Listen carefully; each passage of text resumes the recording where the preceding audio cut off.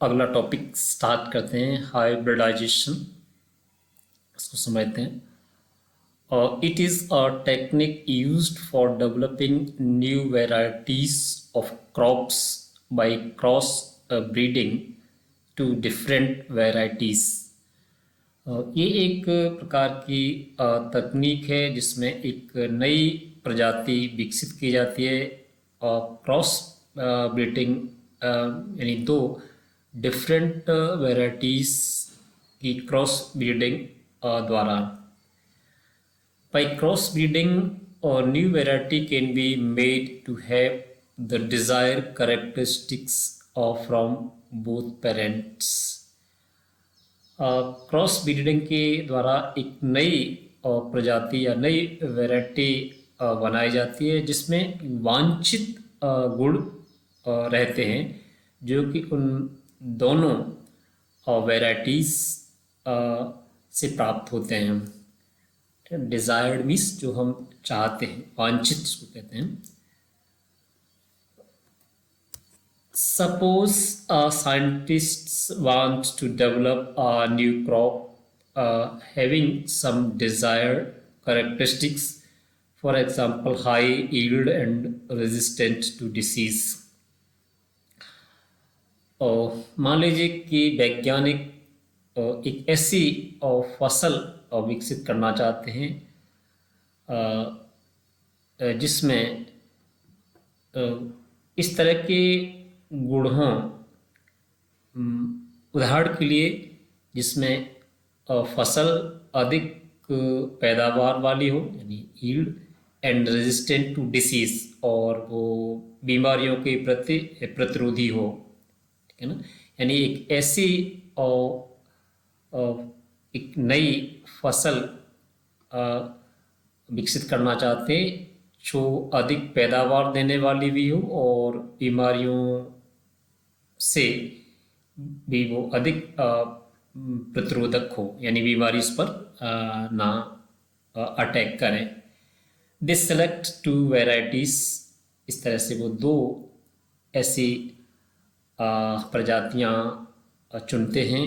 One having high yield, यानी इसमें से एक अधिक पैदावार देने वाली हो, and the other being more resistant to disease, यानी दूसरी ऐसी हो जो बीमारियों के प्रति अधिक प्रतिरोधी हो, यानी इस पर बीमारियों का प्रभाव कम होता है। Cross breeding between the two varieties is done in order to develop one variety, है ना। तो जो क्रॉस ब्रीडिंग जो तकनीक है वो इन दोनों प्रजातियों यानी दोनों वैरायटी से एक ऐसी वैरायटी को विकसित करना होता है जिसमें ये दोनों ही गुण सम्मिलित हों, डिजायर कैरेक्टरिस्टिक्स, यानी ऐसी इस क्रॉस ब्रीडिंग के द्वारा हम ऐसी प्रजाति विकसित करते हैं जिसमें दो प्रजातियों से जो प्राप्त हमें जो प्रजाति प्राप्त होगी उसमें दोनों ही गुण विद्यमान हों, ठीक है। To prevent self-fertilization, anthers of one variety of plants are removed by a process called emasculation। तो सेल्फ फर्टिलाइजेशन को रोकने के लिए, है ना, एंथस ऑफ वन वेराइटी, है ना, एंथस होता है परागकोश, है ना, यानी सेल्फ फर्टिलाइजेशन को रोकने के लिए एंथर ऑफ वन वेराइटी, है ना, इसको एंथर यहाँ पे देख लेंगे, एंथर्स, इसको हम कहते हैं परागकोश। One variety of plant are removed, है ना, यानी टू प्रिवेंट सेल्फ फर्टिलाइजेशन, यानी सेल्फ फर्टिलाइजेशन को रोकने के लिए उसके परागकोश anthers of one variety of plant are removed, यानी उसके हटा दिए जाते हैं, रिमूव कर दिए जाते हैं बाय ए प्रोसेस कॉल्ड एमास्कुलेशन, है ना, एक जो एक प्रोसेस है, एक तकनीक है, एक विधि है, एमैस्कुलेशन है ना कहलाती है इसको, जिसके अंतर्गत जो जो एंथर्स हैं यानी पराग कोष हैं वो उनको रिमूव कर दिया जाता है. Then pollens from the other variety of plants are transferred to the stigma of emasculated flower of the first variety of plants. Pollens आप जानते हैं पराग यहाँ से yes. Then pollens from the other variety of the plants यानी तो दूसरी जो प्रजाति है जो दूसरी वैरायटी है ना उसके पॉलन्स यानी पराग ट्रांसफर कर दिए जाते हैं to the stigma of emasculated flower है ना. जो हमारा एमैस्कुलेटेड फ्लावर है उस पर वो ट्रांसफर कर दिए जाते हैं ना दूसरी वैरायटी के. Then pollens from the other variety यानी दूसरी वैरायटीज के पॉलन्स उस पर ट्रांसफर कर दिए जाते हैं टू द स्टिग्मा ऑफ जो हमने एमैस्कुलेट किया है इस emasculate flower of the first variety को जो हमने एमैस्कुलेट किया था उस पर दूसरी वैरायटी के पॉलन्स को ट्रांसफर कर दिया जाता है. ठीक है. This process is repeated for several generation to get the desired characteristics in the seed. इस प्रोसेस को बार बार दोहराया जाता है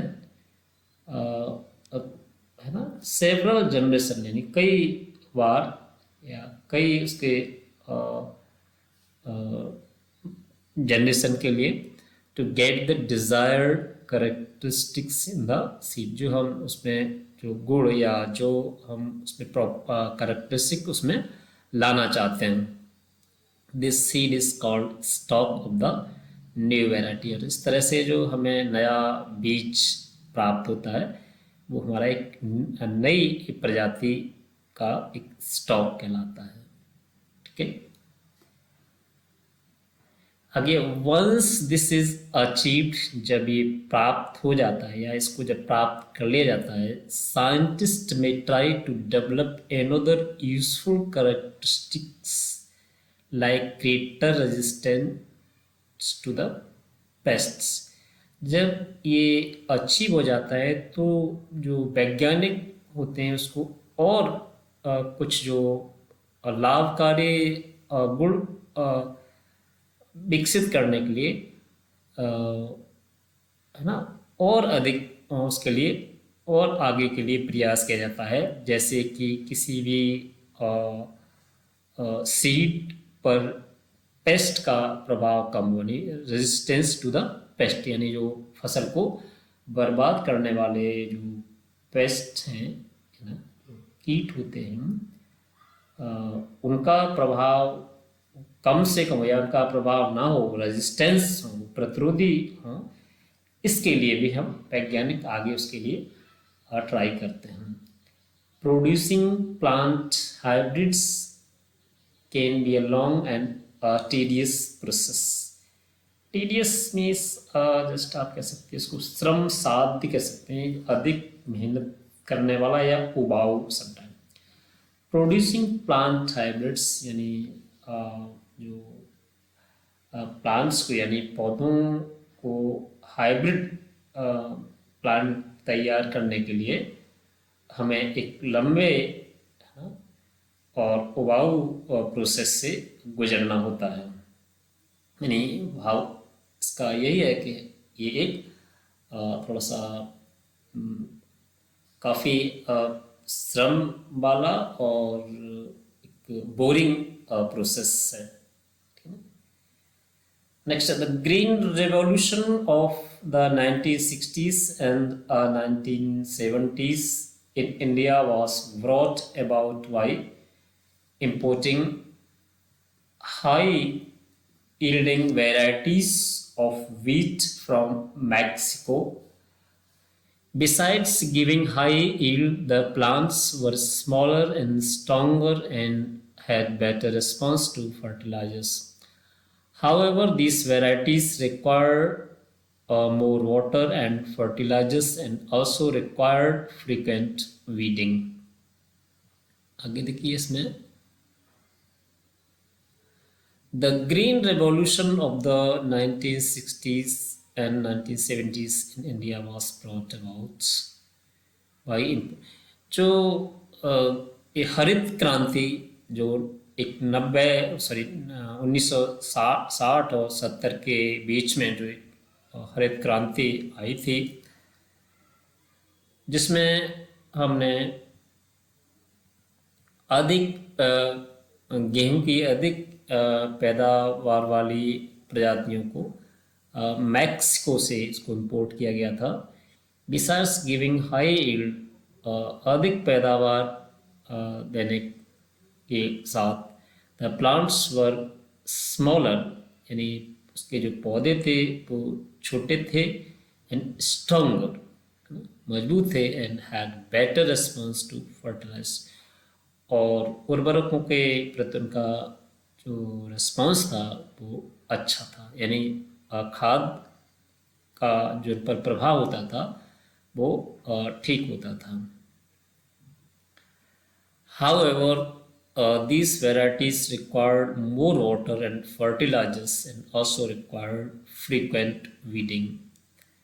फिर भी इस प्रकार की इन प्रजातियों को अधिक पानी की आवश्यकता होती थी, अधिक उर्वरकों की आवश्यकता होती थी, और ये इनको जो वीडिंग करना इनके लिए बहुत आवश्यक था, यानी जल्दी जल्दी इसमें से जो खरपतवार थे उनको हटाना भी आवश्यक हो जाता था. यानी जब हमारे पास नई वैरायटीज आती हैं तो उनमें एक प्रकार से अलग प्रकार के उनकी रिक्वायरमेंट्स भी रहते हैं, वो यहाँ पर बताया गया. ठीक है, अगला टॉपिक क्या देखिए इसमें नाइट्रोजन साइकिल. नाइट्रोजन जानते हैं, साइकिल होता है कृषि चक्र. तो देखिए क्या है ये नाइट्रोजन चक्र, इसको इसमें देखते हैं. Nitrogen is used by life form to carry out many of the functions of life. For example, it is needed for the formation of proteins, amino acids, and nucleic acids. It is especially important to plant life. Nitrogen is used by life form to carry out many of the functions of the life. Nitrogen की आवश्यकता कई प्रकार की functions, यानी जो जीवंत हैं, जंतु हैं, नहीं इनमें जीवन है, उनके लिए, उनके फंक्शंस के लिए इस नाइट्रोजन की आवश्यकता होती है. यानी जो जीव हैं वो प्लांट्स भी हो सकते हैं, अन्य जिनके अंदर जीवन है उनके फंक्शंस को आगे कैरी करने के लिए नाइट्रोजन की आवश्यकता होती है. फॉर एग्जाम्पल, उदाहरण के लिए it is needed for the formation of proteins, है ना, इसकी आवश्यकता होती है प्रोटीन के फॉर्मेशन के लिए, अमीनो एसिड्स के लिए, एंड न्यूक्लिक एसिड्स, है ना. It is specially important to plant life, यानी मुख्य रूप से, विशेष रूप से ये जो प्लांट्स लाइफ है, यानी पौधों का जो जीवन है उनके लिए आवश्यक है ना. यानी नाइट्रोजन की आवश्यकता वैसे तो सभी जीवों के लिए है, बट स्पेशली हमारे जो पौधे हैं, हमारी जो फसल है, हमारे जो प्लांट्स हैं, उसके लिए नाइट्रोजन की विशेष रूप से आवश्यकता होती है, वो ये कहना चाह रहा हूँ. ठीक है, एयर कंटेन्स अबाउट 76% नाइट्रोजन. जानते हो हवा में 76% नाइट्रोजन है. Yet nitrogen in its gaseous form is almost entirely unusable to life form. लेकिन लाइफ फॉर्म के लिए, यानी लाइफ के लिए, पौधों की लाइफ के लिए ये जो नाइट्रोजन है, ये जो नाइट्रोजन हमारे गैसियस फॉर्म है, यानी गैस फॉर्म में, और ये पौधों के लाइफ के लिए अनुपयुक्त है, यानी गैस फॉर्म में प्लांट्स उसको यूज नहीं कर सकते। It must first be converted और fixed into a more usable form. इसलिए इसको ये सबसे इसलिए ज़रूरी हो जाता है कि इसको पहले और फिक्स्ड फॉर्म में इसको कन्वर्ट किया जाए जिससे कि इसका उपयोग हो सके। मेनली सॉल्यूबल नाइट्रेट्स, यानी इसको सॉल्यूबल नाइट्रेट्स के, सॉल्यूबल जानते हैं इसको हम घुलनशील, है ना, soluble nitrates, more usable for mainly soluble nitrates, यानी जो हमारा घुलनशील जो नाइट्रेट्स हैं उसके रूप में इसको लाया जाना चाहिए। The process of converting nitrogen into A form in which it can be used by plants called nitrogen fixation. ठीक है ना, एक प्रक्रम, एक प्रणाली जिसके अंतर्गत नाइट्रोजन को उपयोगी रूप में लाया जाता है, जिसका पौधे उपयोग कर सकते हैं, नाइट्रोजन फिक्सेशन कहलाता है। ठीक है। In nature nitrogen fixation is done by specialised bacteria in the soil. प्रकृति में नाइट्रोजन फिक्सेशन का कार्य एक विशेष प्रकार के बैक्टीरिया जो कि मृदा में उपस्थित रहते हैं उनके द्वारा किया जाता है। There are other bacteria that return nitrogen to its gaseous form. इसके अलावा और भी बैक्टीरियास होते हैं जो कि इसको इस नाइट्रोजन को गैस फॉर्म में कन्वर्ट कर देते हैं।